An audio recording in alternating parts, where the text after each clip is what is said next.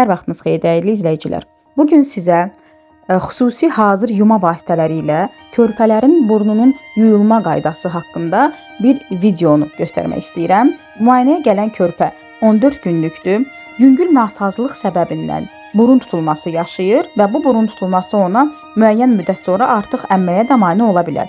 Hal-hazırda xırıltı səviyyəsindədir və qatı ifrazat olduğunda biraz sonra özünüzdə görəcəksiniz. Burun yuma haqqında səhifəmizdə 2 ədəd fərqli video var. Həm ayaq üstə 3 yaşdan böyük uşaqların burun yuyulması haqqında, həm də körpələrin burnunun natri xlorla yuyulması haqqında video çəkmişdim.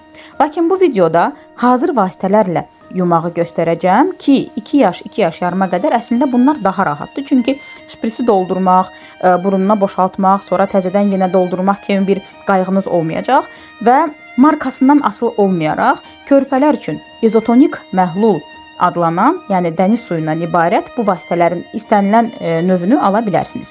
Əsas məsələ böyük qablaşdırmada olsun və burada gördüyünüz tipdə ucluğu olsun ki, uşağın burnunu incitməsin.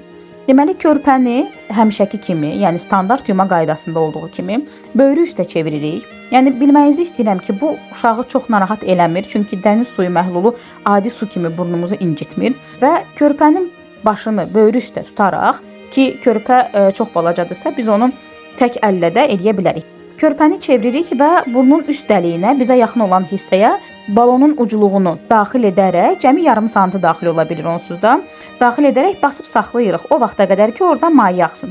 Burada gördüyünüz kimi həm maye axdı, həm burun ifrazatı axdı. Amma buna baxmayaraq mən hər iki burun dəliyini avtomatik aspiratorla təmizlədim. Bunu sadə rezin və silikon materialdan olan burun aspiratorları ilə də, yəni armudvari aspiratorlarda həyata keçirə bilərsiniz.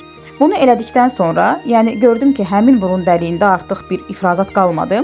Digər tərəfi də yumaq üçün uşağı digər böyrü üstə çevirirəm. Eyni qaydada mənə yaxın olan burun dəliyinə daxil eləyərək basıb saxlayıram və maye axmağa başlayan kimi kənara qoyub aspiratorla çəkirəm.